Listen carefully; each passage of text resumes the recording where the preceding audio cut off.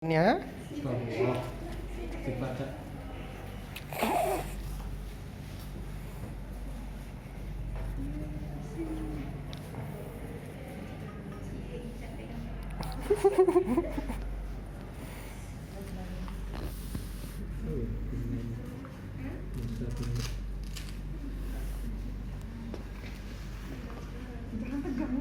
Bisa aja.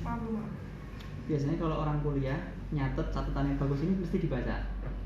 Beda sama yang pengalaman. Atau kalau dulu saya minta kayaknya. Yang dibaca.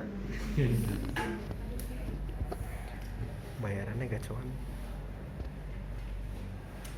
Kenapa pasien stroke kita utamakan untuk melakukan tensi? Karena orang stroke dia permasalahannya berada di pembuluh darahnya. Kasus paling banyak serangan stroke itu adalah hipertensi. Maka kita cek tensinya. Jangan sampai ada pasien stroke langsung kita terapi. Nggak taunya tensinya pasien udah tinggi. Bisa mengakibatkan dia kolaps dan stroke berulang. Kalau seseorang mengalami stroke yang kedua, ketiga, dan seterusnya, pasti permasalahannya semakin berat. Karena permasalahan yang di otaknya dulu belum sembuh, sekarang udah stroke lagi, lebih parah lagi. Maka kita tidak wajib, tapi ya dilakukan aja, antisipasi.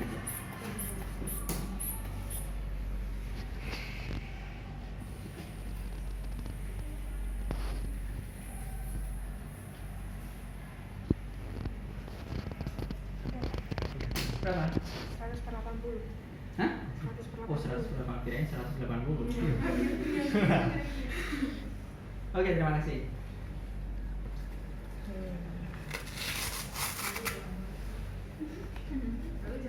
Lalu Tensi bagusnya tangan kanan apa kiri? kiri Kenapa? dekat dengan jantung. Oh, ya sudah.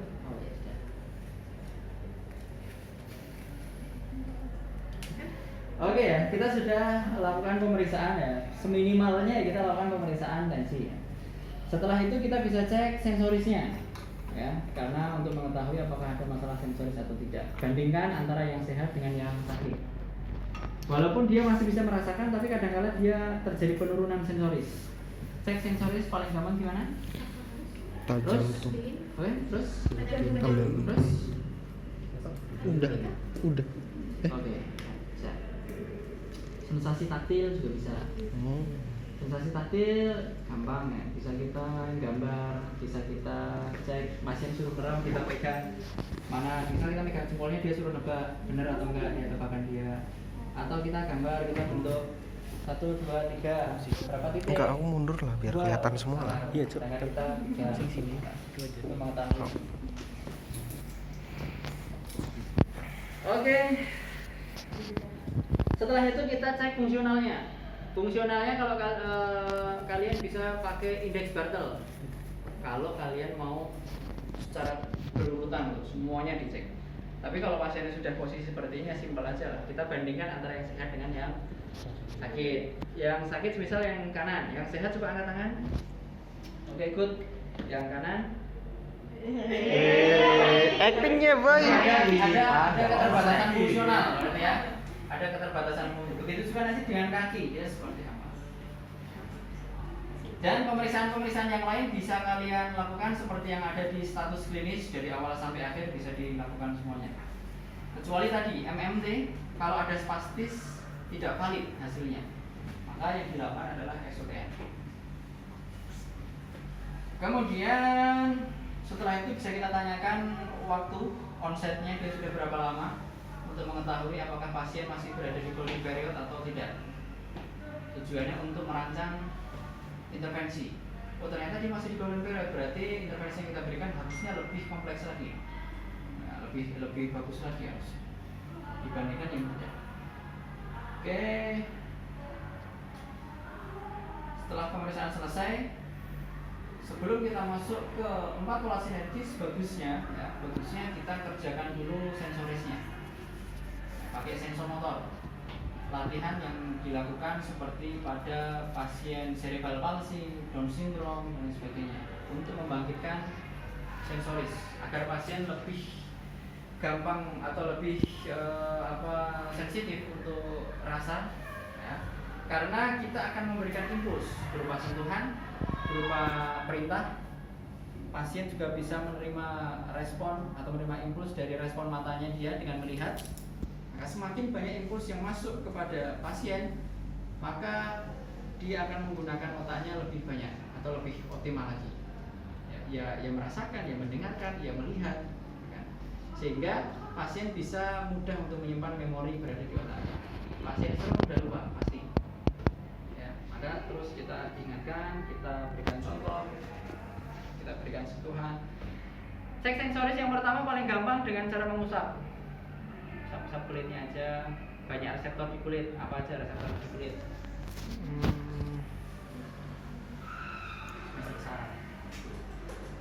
Semester 1 kali.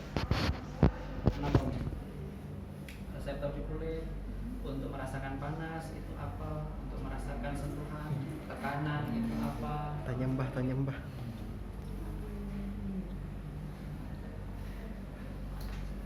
Semuanya diusap-usap. Paling gampang.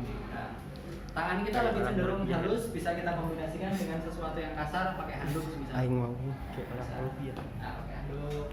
Oke. Telapak tangannya bisa. Atau pakai, kalau mau kotor ya pakai tepung. Pakai kacang hijau kecil-kecil itu kasar. Oke. Usap terus. Enggak apa-apa. Lakukan 5-10 menit. Terserah kalian.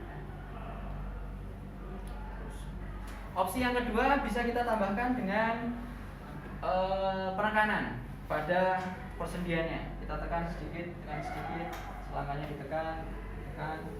Tujuannya untuk menginformasikan bahwa dia punya persendian dan yang bergerak itu persendiannya.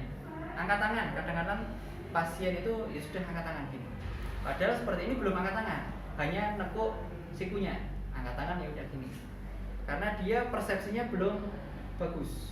Maka kita tambahkan informasi. Oke, ini bahu, usap lagi siku, usap lagi pergelangan tangan, jari tangan, lepas. Bahu, pergelangan tangan, ini selangkah, lutut, pergelangan kaki, jari kaki. Itu bisa. Atau kalau pasiennya sudah mulai spastik, sudah ada mulai sedikit kekakuan, maka kita bisa berikan tendon guard.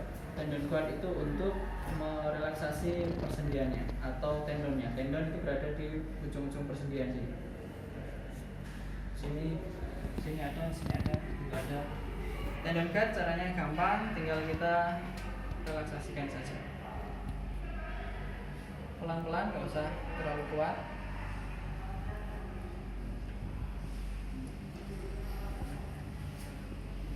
Yang bawah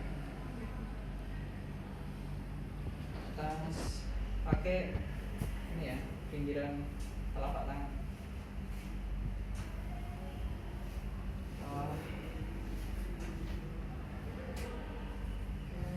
Atas, jari-jari juga.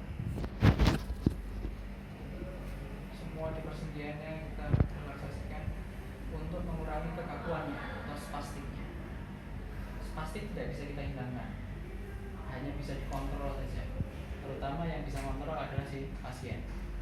Pasien itu tegang, takut, ngantuk gitu aja, biasanya badannya langsung kaku semuanya. Tapi kalau pasiennya rileks, bahagia gitu kan, seneng dia, biasanya dia mudah untuk mengontrol kekakuannya itu.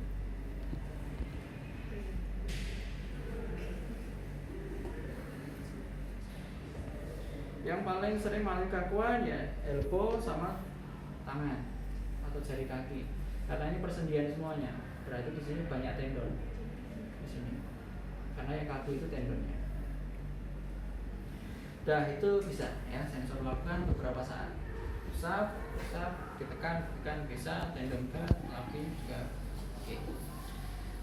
Setelah itu baru kita masuk polasi medis. Kalau pasien kita pelasif mengalami kelemahan atau tidak bisa bergerak sama sekali, berarti passive exercise. Kita yang menggerakkan. Tujuannya tadi sudah saya sampaikan ya. Ngelatihnya nggak usah pergerakan ya. Ini Tapi sebetulnya seperti ini tidak masalah, tapi kadang-kala pasien itu bosan. Ya sudah, kita langsung aja angkat tangan, tapi kita arahkan ke semua gerakan tadi, fleksi elbow-nya, abduksinya, eksorotasi, kemudian supinasi. Tambah ada elevasinya. Oke, kita lemas saja, saya gerakan. Oke. Ya sekali lagi ya, jadi bahunya ditekuk di ke atas, dibuka ketiaknya, sikunya ditekuk. Oke, oke kerasa ya ini ya, kok ya, kerasa. Oke, balik lagi, turun. Ya, oke, posisi anatomis.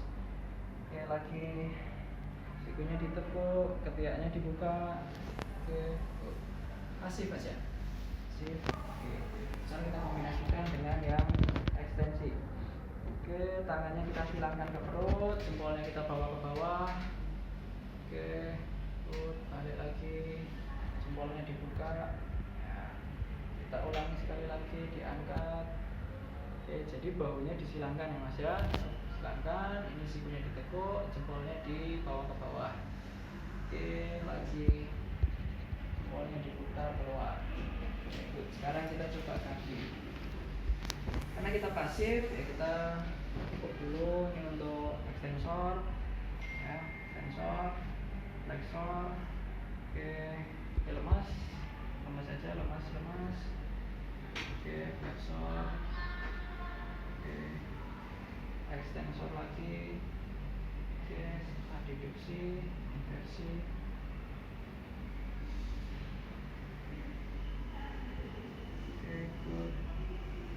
Jadi nengkoknya nggak cuma gini ya, harus diangkat. Nah, kalau pasien hanya seperti ini, dia bisa lebih gampang karena dia hanya tinggal menyeret kakinya saja. Yang sulit adalah mengangkat ini. Oke, selesai. Sekarang kalau pasiennya misal bisa bergerak sedikit atau sudah mulai ada spastik ya, antara dua hal itu, berarti kita pasif aktif asistif. Nah, pasien disuruh untuk coba bergerak dulu, dia seberapa, coba angkat tangan. Ya, semisal masih terbatas ya, coba angkat tangan lagi. Oke, good. Berarti kita tinggal asistif menambahkan gerakan ketiaknya membuka, ya kan? Oke, coba angkat tangan lagi, good. Ini sudah pol, nggak bisa lagi, berat. Ya, oke, kita dorong, jadi ketiaknya digeser ke buka. Oke, taruh aja. Balik lebih cenderung gampang karena ngikutin gravitasi dia. Oke, coba balik lagi, balik sendiri. Di kaki juga seperti itu. Oke, coba tekuk lututnya. Oke, udah berat ini. Oke, yuk. Jarinya kita buka. Sip. Tunggu berapa saat dulu. Oke, balikin lagi. Dorong tangan saya, dorong. Oke, tarik lagi. Oke, terus. Ini kan saya berikan asistif. Terus. Tapi pasiennya aktif sendiri, ya. Bukan saya mendorong, tapi pasiennya aktif sendiri. Oke, sekarang aktif ya, dorong tangan saya ya. Dorong, good. Oke. Boleh kita tambahkan gerakan lain selain pola sinergis. Ya, gerakan lain maksudnya kalau pola sinergis kan tidak diajarkan yang namanya ekstensi bris. Seperti ini tidak diajarkan. Pasien lebih cenderung fleksi, lemas. Jarinya tidak diajarkan untuk membuka, menutup. Maka kita boleh tambahkan gerakan-gerakan itu. Oke, kita berikan fasilitasi atau kita berikan respon dari otot-otot flexor ekstensornya. Otot-otot ekstensornya. Oke.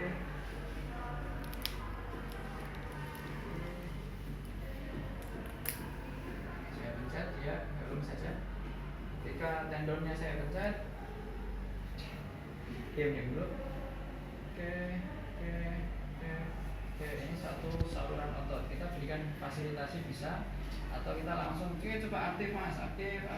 Kita berikan asistif bantuan. Oke, aktif lagi. Oke, coba tahan tangannya. Oh, ternyata masih ambruk, belum kuat berarti ya. Oke, lagi. Jari juga seperti itu, dia belum bisa buka tangan seperti ini, kita latih. Buka tangan. direlaksasikan dulu. Buka lagi, jarinya dibuka, abduksi, adduksi.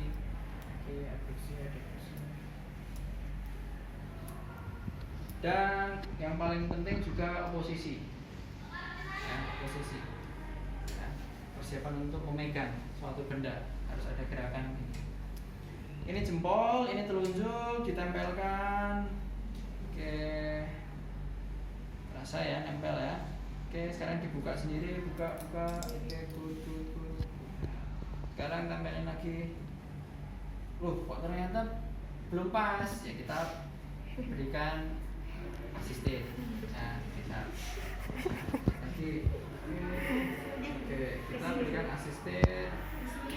Bergantian nanti semua jari kita latih. Ya, oke. Begitu juga nanti dengan kaki lebih cenderung sulit untuk dorsofleksi. Nah, ini juga perlu kita latih ekstra. Latihan dorsofleksi seperti ini. Kita latih juga, berikan. Kalian bisa tambahkan electrical stimulation, IR itu tidak masalah. Nah, justru bisa menambah manfaatnya dia. Ya, berikan electrical stimulation berada di saluran ototnya, tarik tendonnya dia di mana, muscle belly-nya di mana. Kotaknya di situ. Selesai kita ya. Setelah semuanya ini selesai teman-teman, kemudian diperhatikan kalau pasien itu sudah tahu dan sudah bisa bergerak, hafal pola gerakannya dan dia paham seperti apa pola gerakan flexor dan extensor tangannya, walaupun tidak sempurna kita, kan? Kita bisa mulai tambahkan transperambulasi atau fungsional. Ya. Artinya transperambulasi ini yang kita maksud adalah aktif. Kalau flasid, pasien juga harus kita transperambulasi minimal miring kanan miring kiri, biar mengurangi komplikasi tirak garing, biar enggak dikubitus, biar enggak seperti Laura. Ya, maka kita miringkan. Itu kalau flasid ya, kita pasif. Tapi kalau dia sudah pasti, kita bisa transperambulasi, ajarkan secara mandiri biar dia bisa melakukan sendiri. Gitu ya. Oke, sampai sini selesai, ada pertanyaan? Gampang ya? Sudah selesai materi kita. Ada pertanyaan?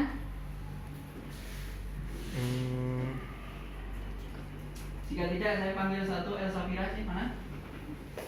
Oke, Elsa Fira coba ajarkan. Kamu namanya siapa tadi? Lalu Wahidin untuk miring kanan dan miring kiri. Bebas. Secaramu gimana nih? Mau ditentang itu sih.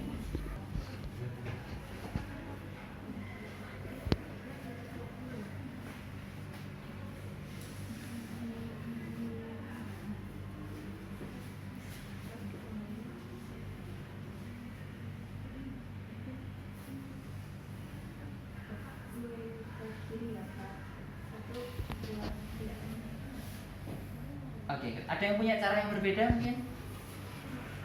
Oke, dirimu namanya siapa? Kamu coba. Kamu tadi gini.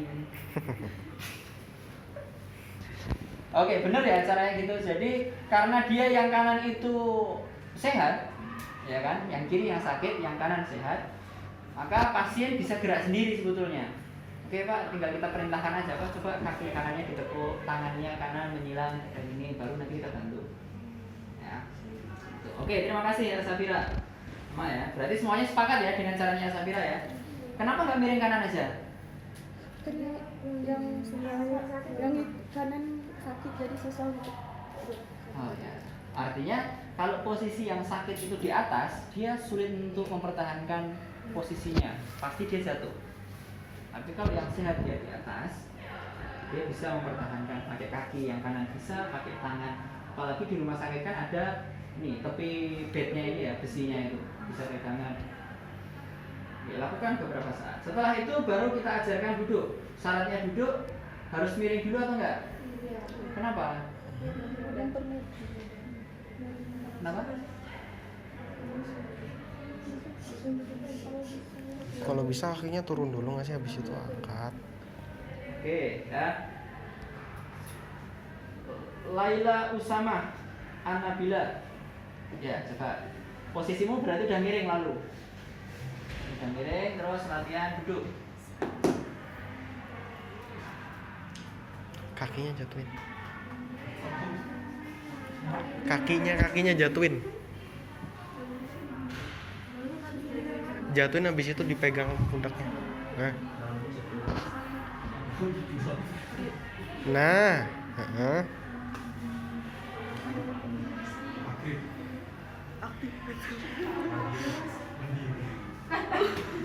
Oh, dipukul. Pasiennya dipukul. Soalnya dia aktif belum.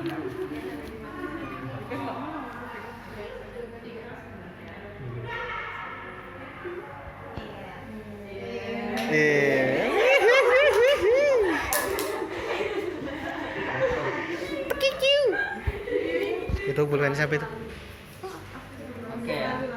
Jadi kita optimalkan bagian tubuhnya yang berfungsi, yang masih berfungsi. Ini sebelah kanan ya. Sebelah kanan bisa untuk dorong badannya. Karena kalau yang kanan itu berada di bahu kita, itu bisa juga, tapi sakit nanti bahu kita. Kalau 10 pasien sehari kita latihan gini terus, leher dan bahu kita pegel. Kaki yang kanan juga sehat kan, bisa mendorong kaki yang sakit ke tepi bed. Kalau dia sudah kesusahan baru kita bantu. Jadi kita meminimalkan tenaga yang kita keluarkan biar nggak capek. Baru nanti kita bantu seperti tadi. Oke. Setelah posisinya berdiri duduk seperti ini, kita perlu perhatikan ya. Perlu diperhatikan apa yang harus kita latih. Artinya, ya, posisi duduk seperti ini membutuhkan keseimbangan dan otot stabil, otot yang stabil. Otot stabilisator tubuh yang harus aktif ketika posisi duduk dan posisi berdiri adalah core stability. Apa sih ototnya? Quadricep. Bisi. Latissimus dorsi belakang paling gede. Terus banyak ya otot-otot di punggung sampai ke perut. Itu otot core stability, abdomen, internal, eksternal oblique dan yang para vertebra dan sebagainya. Itu semuanya harus aktif. Kalau semisal pasien duduk ini belum seimbang, belum stabil, artinya gampang jatuh, latihannya jangan langsung duduk dulu. Kita latih core stability-nya dengan posisi tidur, yaitu dengan latihan bridging exercise. Bukan breathing ya, tapi bridging. Oke, coba dikira. Bridging itu kebalikannya dari plank. Kalau tengkurap kan posisinya plank. Pasien jangan suruh tengkurap dulu, jangan suruh plank dulu, tangannya nggak bisa ya. Maka kita lakukan bridging. Oke, kedua lutut nekuk. Oke, angkat bokongnya. Terus ini sebisa mungkin dia lurus. Posisi seperti ini aktif, abdomennya, punggungnya juga aktif, quadricepsnya juga aktif. Lakukan beberapa saat sampai pasien itu benar-benar kuat mempertahankan posisinya bridging. Gampang ya. Oke. Kalau posisinya duduk, kita bisa latih pelvic tilt. Sama, coba duduk lalu. Ke sana aja. Biar dilihat teman-teman. Oke, duduknya orang stroke tuh lebih cenderung bungkuk. Kalau kita duduk bungkuk seperti itu enak, duduknya bungkuk seperti itu enak, tapi yang aktif hanya punggung. Otot punggung ini tightness, otot perutnya weakness. Jadi berlawanan. Harusnya tidak boleh muscle imbalance. Kalau satu tightness, satu weakness itu namanya muscle imbalance, tidak seimbang. Harusnya semuanya balance. Sini kuat, sini juga kuat. Maka kita perlu latih yang namanya pelvic tilt. Kalian lihat tulang pelvic. Tulang pelvic ada yang namanya simfisis pubis di bawah. Kita duduknya harusnya di atas simfisis pubis ini. Jadi pelviknya sejajar. Kalau bungkuk itu pelviknya mundur. Namanya backward. Kalau ke depan banget namanya forward. Harusnya setengah ini. Maka kita latih dengan cara bungkuk dulu misal. Kita dorong ke depan.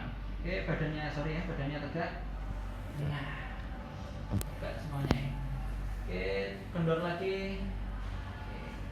Dorong lagi ini. Ini dia duduknya berada di pas di tulangnya. Tapi kalau dia bungkuk, dia tulangnya mundur. Oke, sekali lagi sampai benar-benar pasien bisa mempertahankan posisinya tegak seperti ini. Ya, untuk stabilisatornya agar kuat. Ya. Ini cukup untuk membantu keseimbangannya si pasien. Ya, pasien minta untuk melihat ke depan agar nggak pusing atau agar nggak jatuh juga. Kalau lihat ke bawah lebih cenderung dia mudah jatuh. Setelah itu latihan apa yang bisa kita kerjakan dalam posisi seperti ini? Kita lihat dua hal lagi. Satu tadi sudah kita cek stabilisatornya. Yang kedua adalah distal key point. Distal key point itu bagian lutut. Untuk persiapan berdiri, ya, orang stroke lebih cenderung berdirinya dia semi fleksi lututnya. Iya apa enggak? Ada yang pernah lihat? Orang stroke ketika berdiri nggak bisa langsung lurus seperti ini kakinya. Lututnya sedikit semi fleksi. Ya, karena quadricepsnya belum kuat dan ada yang tadi saya katakan dia lebih cenderung paling kuat adalah iliopsoasnya, sehingga dia menarik kakinya untuk fleksi. Itu yang tidak kita inginkan. Berarti iliopsoasnya kita rilis, ya, kita kendorkan dulu, kita kuatkan quadricepsnya dan hamstringnya.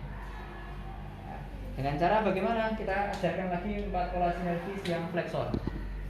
Oke, kaki kiri diangkat lututnya, good, semampunya pasien aja ya. Oke, yang kanan bergantian nanti. Kanan bergantian untuk menguatkan ini. Setelah itu coba lututnya diluruskan. Oke, good, kembali lagi, luruskan lagi, kembali lagi. Oke, dan jangan lupa latihan yang ketiga terkait dengan base of support. Base of support itu kaki yang menapak. Kaki yang menapak harus sempurna, harus 100% menapak. Orang stroke sedangkan dia lebih cenderung inversi. Lebih cenderung gini kakinya ya. Inversi. Nah, kalau dia berdirinya masih seperti ini, dia akan gampang jatuh. Maka harus menapak dengan sempurna. Kita latih eversi dulu dia. Eversi dan dorsofleksi. Eversi, dorsofleksi. Eversi, dorsofleksi. Agar nanti jalannya nggak pincang juga. Ya. Latih itu semuanya. Setelah semuanya siap, baru latihan berdiri dan berjalan. Kalau dia sudah berdiri jangan langsung dilepas ya, dicek dulu dia pusing atau enggak, seimbang atau enggak.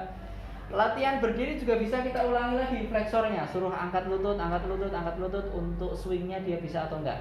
Kakinya maju, mundur lagi seperti yang pada bobat ya, kakinya maju, mundur, buka lagi, rapetin, buka lagi, rapetin sambil kita jaga, nah, agar enggak jatuh.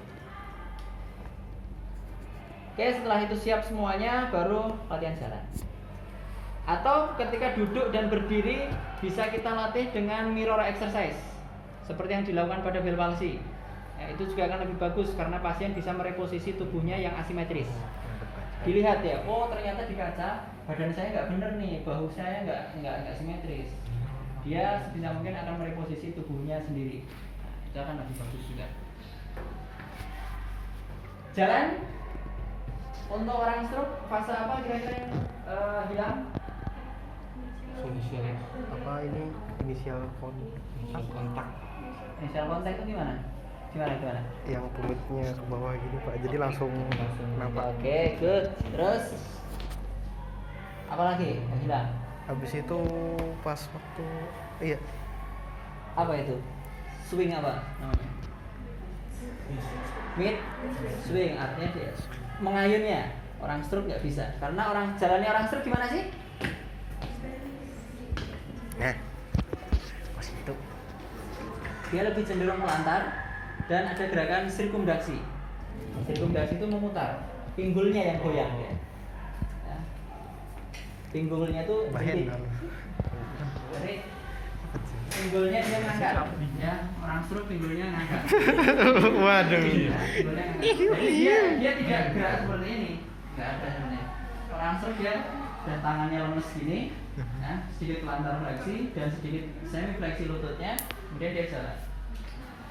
Nah, ya, harusnya tidak boleh memutar, ya harusnya tidak boleh karena dia nggak bisa nepuk lutut, sehingga biar kakinya nggak nempel lantai dia muter, dilempar ke bawah. Itu yang salah. Nah, maka ada 2 fase yang hilang paling kelihatan adalah menapaknya tadi harusnya pakai tumit dulu, sedangkan dia langsung pakai ujung jari dan juga mid swing. Kita ajarkan polanya lagi. dan kita latih kekuatan ototnya. Selesai sampai situ ya. Oke, ada pertanyaan? Udah jam 12 ini, kurang 45 menit. Siap. Ada pertanyaan boleh? Pak, Ya. kan tadi katanya waktu dari baring ke duduk itu kan dilihat misalnya keseimbangan dan sebagainya. Kalau misalnya di bagian prostability-nya itu dikasih latihan waktu sebelum dia duduk baring ke duduk, atau waktu udah duduk kita lihat kurang stabil terus kita suruh baring lagi baru kita kasih Enaknya gabung sebelum duduk langsung kita latih bridging. ciri. Jadi kita langsung memikirkan ini mesti keseimbangannya terganggu, langsung gitu aja. Harus kita latih core stability-nya. Itu lebih aman. Dan untuk pasien nggak ribet bolak-balik badannya. Kita latih bridging exercise. Ada lagi pertanyaan teman-teman?